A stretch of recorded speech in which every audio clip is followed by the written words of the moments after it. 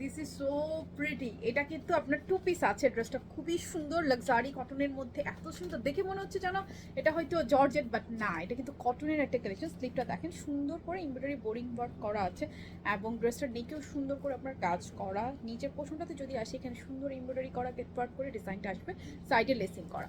Brown টোনের মধ্যে এটার বডি আছে 48 এবং ওনাটা হচ্ছে একদম অরিজিনাল পিওরের মধ্যে।